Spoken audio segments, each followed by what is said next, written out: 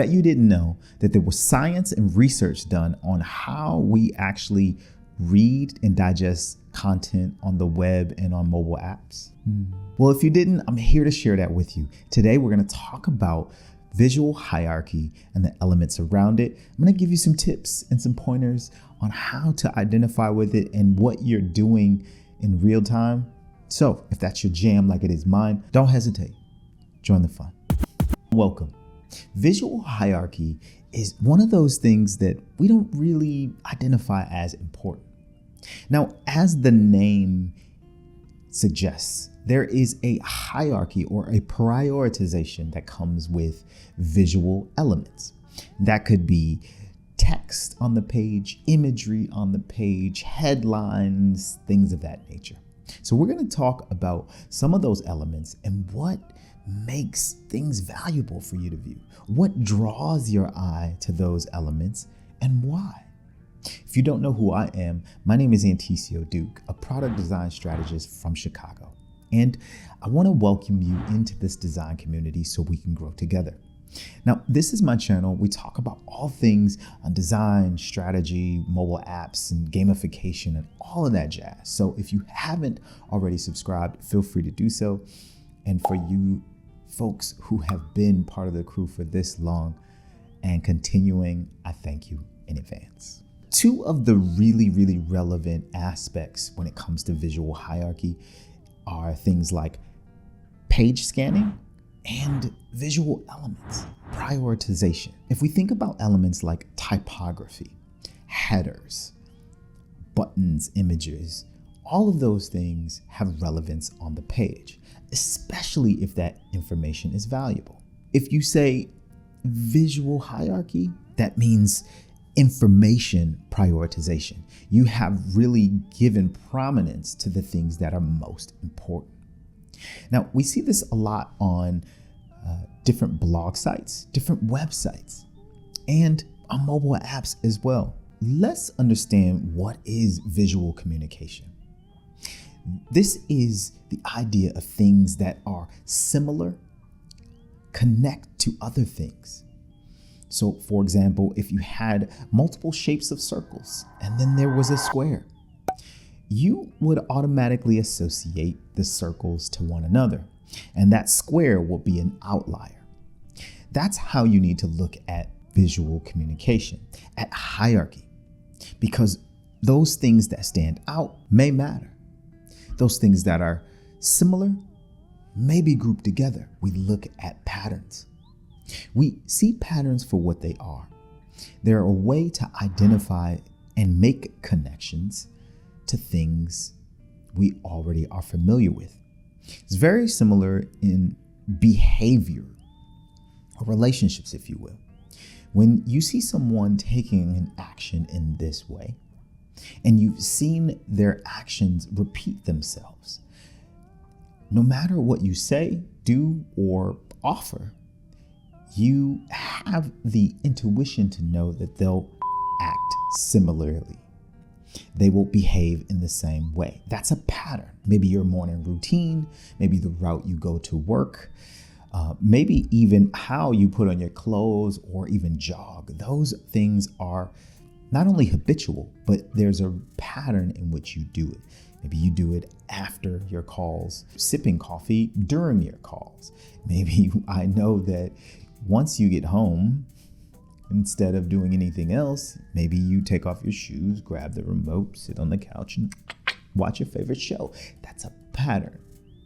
And patterns can become habits, depending on if you allow them to be. The other thing to note is we, as humans, create relationships in things we see. So when we see certain colors, that blue maybe has a connection to this blue or this hue. These apples work well with these oranges. We also create relationships in things we see. When we observe it, we try to make a connection point amongst the things that we view. Keeping those things in mind, I want to look at a way in which we consume information across digital products. Now, based on a study done by one of the most reputable companies, the Nielsen Norman Group, tons of value, tons of research around psychology and user experience. I'll leave a link so you can check out some of their work. But in this study, it shows that we look at things in patterns, and we've observed those things around two different styles of content around digital products. One has everything to do with the F pattern, F as in Frank. Now, this is associated largely with websites and digital products that have large amounts of text. So in the Western world, how we've learned how to read was in an F formation, especially with large amounts of text. When you have large chunks of information, the research has shown that with heavy amounts, and I mean, we're thinking blog sites, news sites, with a large amount of content, we scan in that way. Now, when it comes to short bursts of information, snappy headlines, bold things you want to scan and gather information on quickly, we read in a Z formation. And that Z formation is very similar to how we read an F. However, it scans, it drops really in a diagonal. Similarly, we read left to right, but in this way, it reads top left, scans to right, and then drops a diagonal to the left, and then scans again to the right. So you're scanning the page, you're scanning the view for quick, simple, most valuable, most important information. There's also a certain diagram called the Gutenberg Diagram.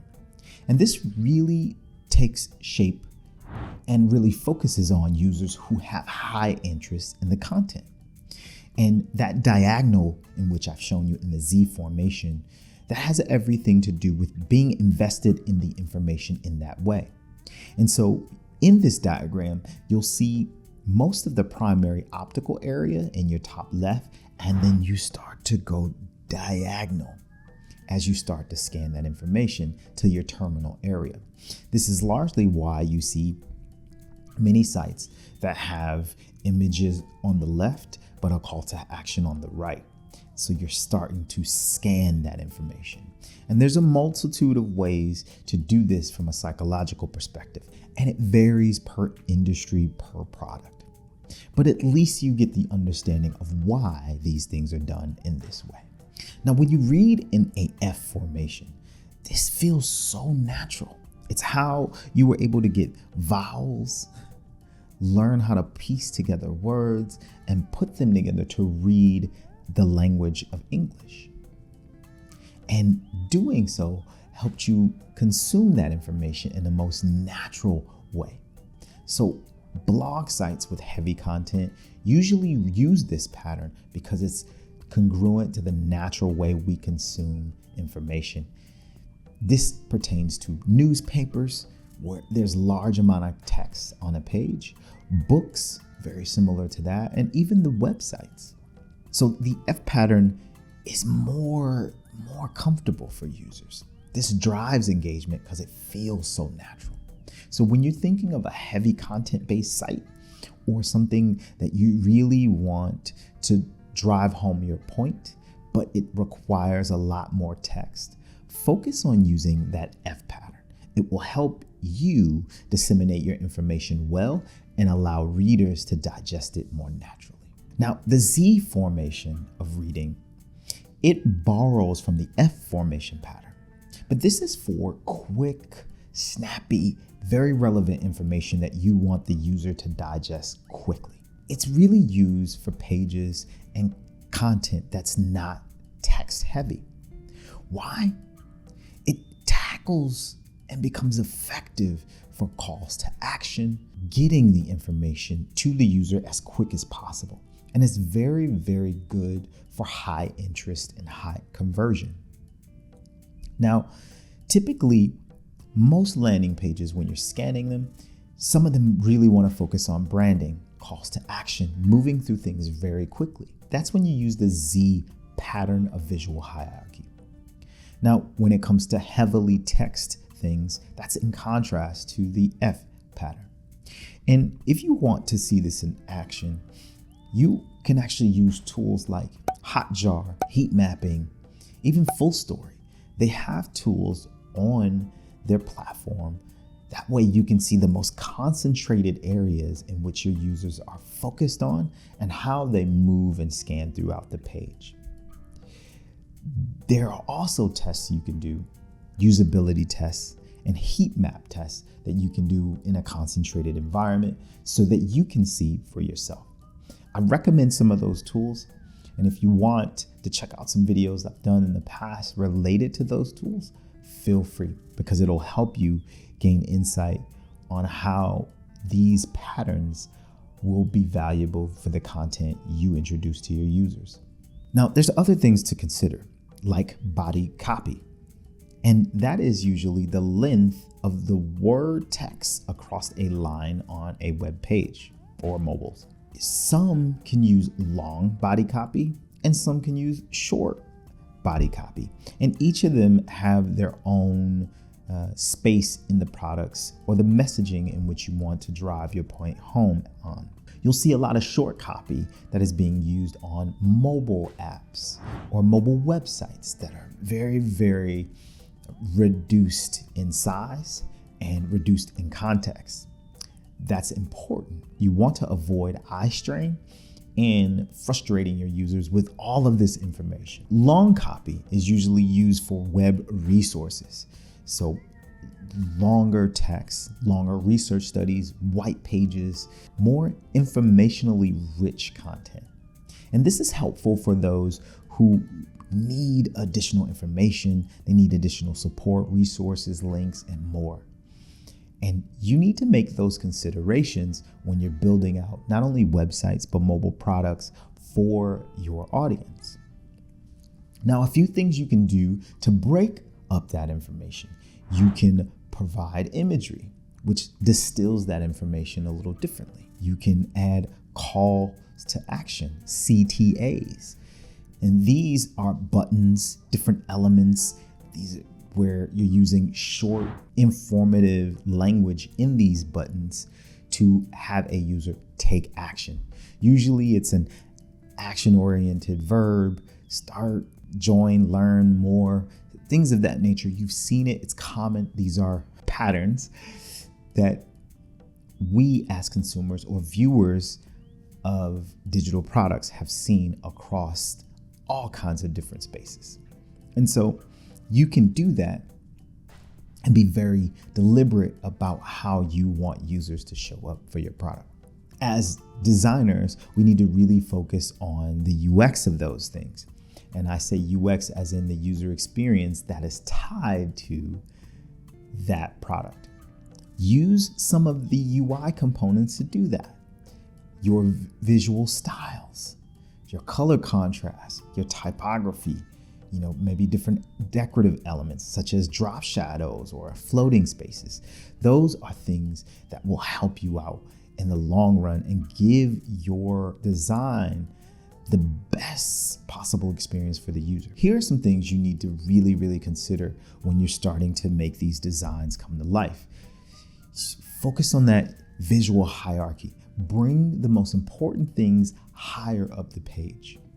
Now, there was a time where we focused on newspaper readings and magazines. Hero images became a thing. The biggest, most punchiest imagery was front and center. In the case of newspapers, it was above the fold. And that's where you get the terminology of hero image. Because of that, there was prominence given to the information there. Now, look at that and try to adopt that in a digital context. Make your headlines short. Make them very action-oriented or very informative. And that's where copywriting can be very, very powerful for you and attract the right audience that you're looking to have look at your products and services. Now, when you're dealing with mobile apps, which we talk about a lot, you want to make your headlines and copy concise, very short, and very descriptive. Why? Because you have smaller screens. You have less real estate than the websites. And so it requires a bit more thought, a bit more intention, and deliberate approach to design. I say all of this to inform you that design doesn't need to be complicated. If your design products are rooted in really, really rich research and psychology around how people consume information and just overall approach digital products, you'll be well on your way to designing the best products for you and your users. And as a designer, people will come to you knowing that you have the magic power to help uplift their designs. Take a more research-oriented approach to how you design your products. It will help you in the long run, and it'll reinforce your design decisions, not only to your clients, but to you. And that's how we grow as designers. Now, do me a favor, give this video a like and share it with someone you feel can get value from it. If you haven't already done so, feel free to click that button and subscribe so we can grow this community. And as always, your life has color, so feel free and make sure to design it that way. All right? We'll see you in the next one. If you need a little bit more help with some of your design, click that link. Thank you, and we'll see you in the next one. Take care.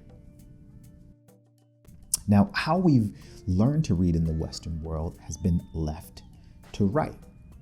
This is my left, so it might be your right, but my left to right.